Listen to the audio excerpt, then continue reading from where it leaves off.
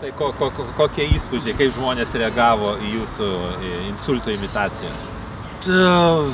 Dvejopai reagavo, šiaip iš esmės vieni iš vis praėjo, kiek man ten pavyko pastebėti.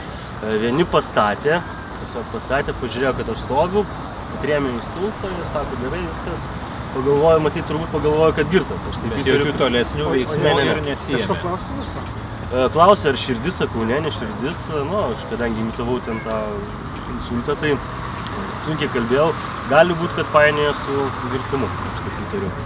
O sunkiai kalbėjo, daugiau buvo tik neaiški kalba, ar buvo toks, kaip negalėjote pasakyti žodžio? Bandžiau daugiau, kad negaliu pasakyti žodžio. Tokio tarsi trūkčia, ir šiek tiek neaiškumo. Kiti iš karto puolė kviesti greitai, bet nesiaiškino nei kas yra, nei ar kažkas man... Iš tikrųjų, mums irgi iš šalies stebint visą procesą, pirmieji sustoję žmonės iš tikrųjų bandė jums padėti, pakelti, pastatyti, bet to jų veiksmai ir baigėsi. Bent iš šono mums taip atrodė, kad iš tiesų nebuvo bandymų kviesti greitosios pagalbos ar kitų žmonių, ar dar kažko. Tik tai, žodžiu, jeigu stovit, tai dar stovėkit, iki kol vėl nukrisite. Tai neteisingas, aišku, yra požiūris, bet antrieji praeiviai iš tikrųjų atrodo reagavo aktyviai.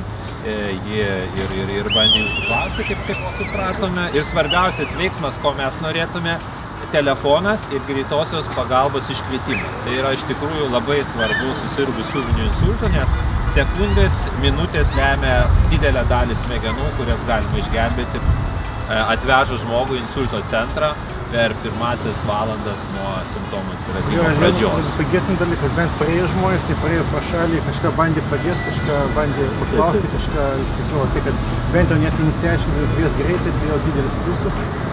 O aišku, būtų gerai, jeigu jie paklaustų po 3 mėnesių, tai kad yra pasilgusi viena kūno pusė, kas yra labai būdinga insultui, būna labai dažnai, tai yra vienas iš tų ženčių insultų požymis.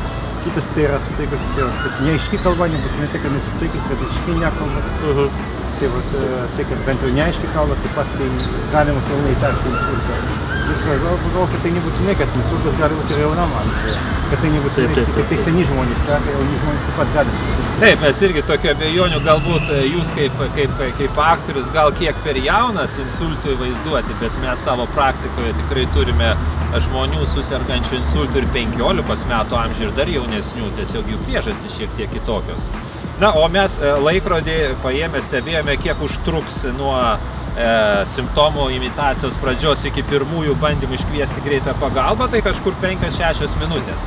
Kaip Vilniaus centre manytume, tai kam geras rodiklis, jeigu ir kitur per tiek laiko iškviestų greitąją pagalbą, tai be abejonės mes neturėtume tokių atvejų, kai insultui įvykus žmogus patenka į Santaros klinikas ar Vilniaus Respublikinę universitetinę ligoninę po 4 ar 6 valandų. Iš tikrųjų, mums jau sunku ką be padėti. Taip kad aš manyčiau, tikrai mūsų žmonėms reikalinga ta informacija apie pirmuosius insulto požymius, kaip ir bandėte parodyti. Tai yra, kaip mes sakome žmonėms, kaip įtarti apie insultą.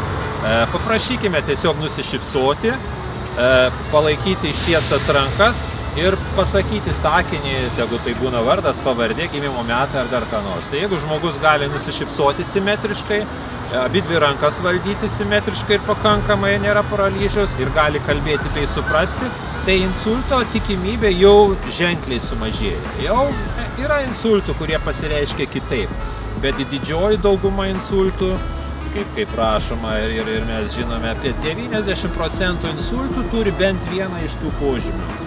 Veido paralyžius, rankos paralyžius, kalbos sutrikimas. 90% insultų atpažins.